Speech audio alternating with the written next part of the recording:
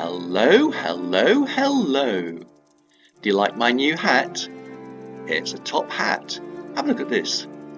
Woo, what do you think of that? Do you like it? Well, it's a little bit too high on the head for me, but it'll do.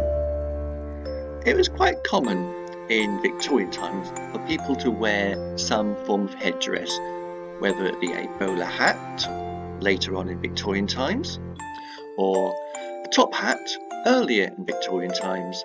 And for paupers, those who walk the streets, they might have worn a fiddler cap, which was a cloth cap with a peak. I'm feeling a bit of a pauper today. Look at my balance. I've only got 26 centimes. That's not a lot of money. I need to earn some money. If people were hard on their luck in Victorian times, they'd be forced to work on the streets, pick up dog poo, sweep the streets clear of muck, pick up odds and ends and sell them on for scrap. So today, to earn some money, I'm going to have to pick up dog poo. This street here, it's not yet been completed.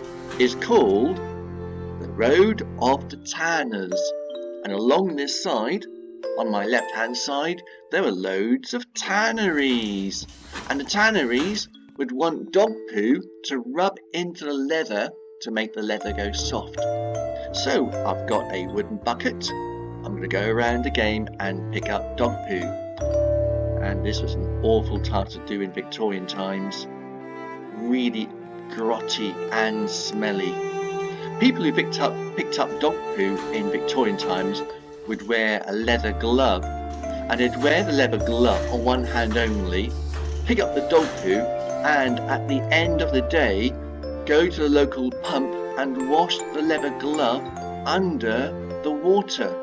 However, it's really difficult washing leather, and so some people decided that rather than wear a leather glove, it's easier to wash the hands, just to wash the bare skin and not the leather. And so they would just use their bare hands to pick up dog poo. Not a pleasant job at all.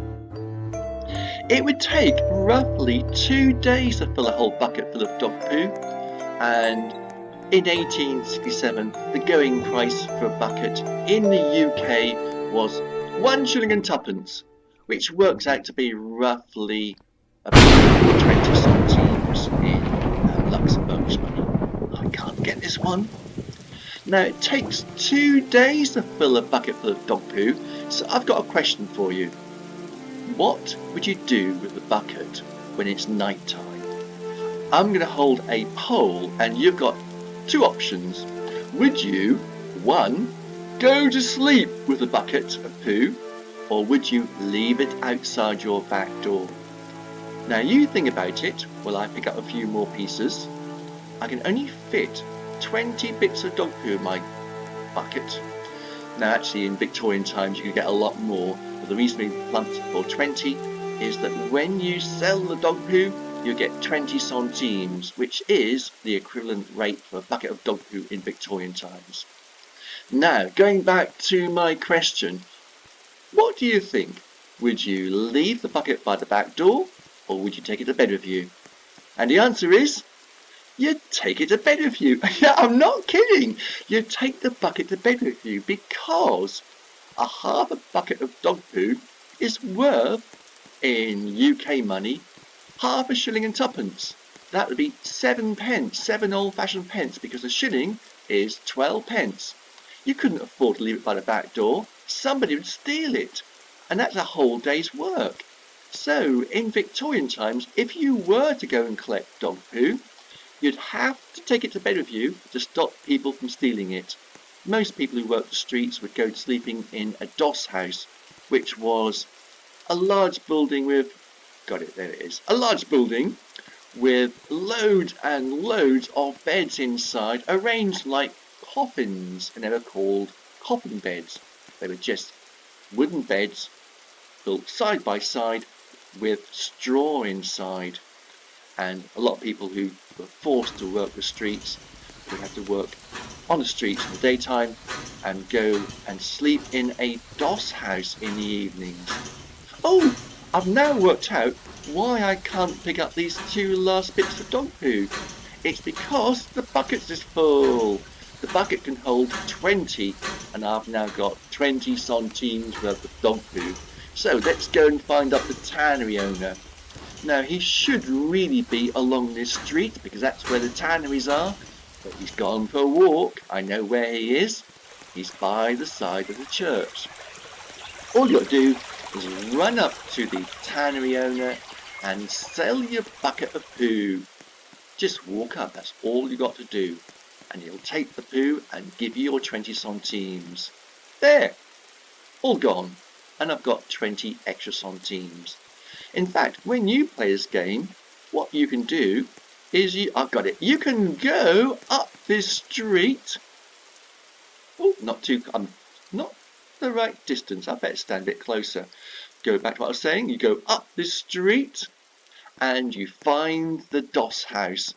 Here it is, rooms for rent. Okay, it's not really a doss house, this is actually a rental. And this would cost 10 centimes for 1 room. Click on the sign. Oh, I've got to remove the bucket first of all, otherwise I can't click. And now my cursor is turned into a hand cursor.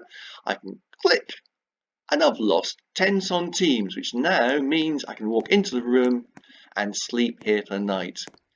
However, if I was actually a real pauper in Victorian times, I couldn't afford 10 centimes for a room. I'd get a coffin bed at the local doss house. There are no doss houses around here at the moment. Perhaps we can build one in the future, but there's so much to do.